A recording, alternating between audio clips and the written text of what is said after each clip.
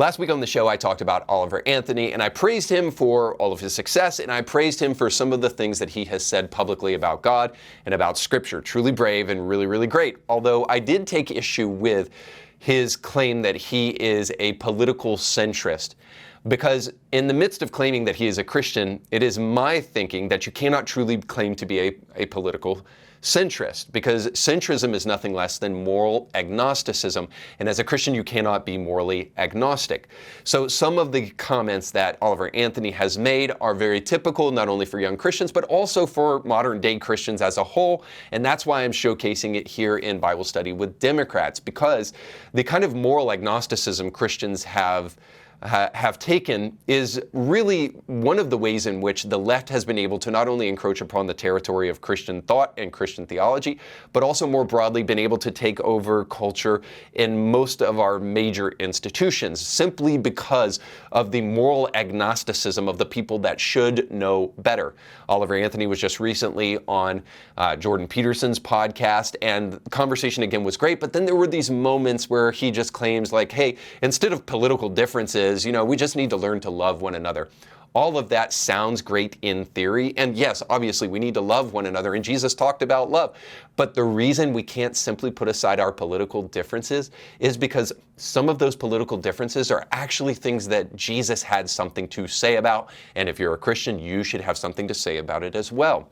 So ultimately, all I'm saying is this, is that it's a wonderful life for the leftists and for Democrats whenever Christians declare their centrism. Whenever a Christian decides to be silent on the issues that matter most and not take a quote-unquote political side, ultimately a devil gets its horns. Because when evil is unopposed, regardless in whatever form the opposition may come, when evil isn't opposed, it is allowed to proliferate. So I want to take just a moment to go over some of the comments that I got from my thoughts on centrism and my thoughts on Oliver Anthony, and how ultimately his song really isn't even a song of political centrism. It is clearly talking about people on the left.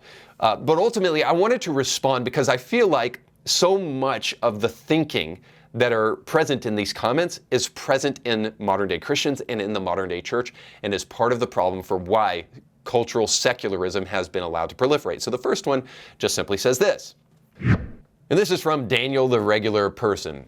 People choosing their political sides over their actual fellow Americans is what's wrong with this country. His song was aimed at the oligarchy, which is made up of Democrats and Republicans. Now, obviously, there's more to the comment. You can check it out if you really want to. But ultimately, there's enough there just to deal with. So I just wanted to take a moment to look at those comments. So listen, I love the kind of sentimental and very sweethearted approach. Of course, there was much more profanity-laden comments in the rest of what he said. But I love this kind of pseudo-moralism here and the false unity that's espoused in this comment, that is often espoused by people who want to declare themselves political centrist, or maybe even sometimes libertarians. But I won't blame the libertarian, because they don't often make those kind of silly statements. But the kind of false unity here is not anything that I am interested in as a Christian at all, or as a thinking person. Because what we need more than anything, and what we actually need, is not just agreement on national identity. So just the fact that you're an American doesn't mean that I should agree with you, or just that I should necessarily not be polarized in the way that we look at a particular issue. Abortion is a great example. If I can love you, but vehemently disagree with you that killing a baby is actually pretty wrong, and there's no way that we're going to stand on the same side of the aisle until you come to terms with that very flawed and very deadly belief. So I'm not interested in just standing on the same side with my fellow Americans. I'm interested in standing up for what is right. As a wise man once said, clarity before agreement. So I want to know what you think. I don't want to get in a debate with you. I don't want to argue with you necessarily, but I want you to fully suss out your position so that I know the areas where we can agree and I know the areas where we can disagree. Political centrism merely just kind of pushes those issues to the side and doesn't address them at all. And I do have to say one more thing about this. I am sorry, but the United States is not an oligarchy. I know you guys got encyclopedia when you do like Google searches, but But please, maybe just use it, and you'll realize that we're not an oligarchy. An oligarchy is basically the idea that America is just ruled by this unitary ruling class, and that the ruling class are the ones who only matter in a society. I'm sorry, I understand that there is usurpation by the federal government, but we are not an oligarchy. We're not that far. But now listen, the left wants us to be an oligarchy. They want to have a one-party system. And listen, I have my issues with a two-party system too, but you know what's worse than a two-party system? A one-party system. The left wants us to become an oligarchy. So if you truly want to stand against oligarchy, then you should probably pick a side that doesn't believe in it rather than standing in the middle. So ultimately, it's just not a oligarchy. That's a misnomer. It's an inappropriately used term. And to remedy that, you wouldn't want centrism in the first place. All right, let's move on to the next comment. So a lot of what he stated was right. It is a control thing, whether it is from a divide and conquer standpoint or from a standpoint that states that they get away with too much stuff because they have popularity. Doesn't really matter. Politics is about influence and control, and money helps them out with that. No matter what ideology you have or the political party you support, it is a control thing. So everything's about control. Everything's about control? Well, okay. Maybe it's about control in, again, the instance of abortion, or maybe in the instance of gender mutilating care. Yeah, I want to control people who want to hurt their children. So yeah, I want laws to stop people from hurting children. So in that way, yes, it is about control, but not all control is equal. Some control is evil, some control is good. The police department actually exists to control people, in jail cells and that kind of thing. So control actually is a good thing. But by the way, if you're worried about the federal government and how much control it exerts upon working class people, then I just want to tell you that it wasn't that way from our founding. So if you actually want to take a position on issues that will help, push control away, since that's what our founding fathers were actually trying to do when they were rebelling against the government of the British. They were trying to not let a government entity control them too much. Well, then you may want to get back to the founding of the Constitution and our founding fathers and what they really believed about this great nation, which, by the way, would make you a modern-day conservative. What are conservatives conserving? Well, more broadly, and in my case, I'm conserving objective truth, the wisdom of the past, which can be found in Christian scripture. And that's why I believe in conserving that for a modern day society. But if you really truly want to create a system that keeps control at bay and keeps the federal government at bay, well, having a more conservative perspective would do that, not a centrist perspective. And then finally, I want to take you to one last comment, and this one I think is the most important. And this one actually hits at home to the real idea of centrism. So this is from Brendan the Navigator. Center is often a stand-in for independent. That is, I am a child of God, not of Babylon or Rome.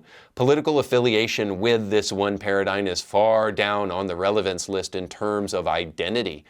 Why past man, human, Greek, Hebrew, in that way? I don't really know what that means. Overly identifying with a worldly antichrist, as both parties tend here in the United States. Affiliation is antithetical to Christ-centered reason. Okay, first and foremost, I hear this from Christians a whole lot. We just declare something Babylon because we don't like it. Do you know who was responsible for Babylon?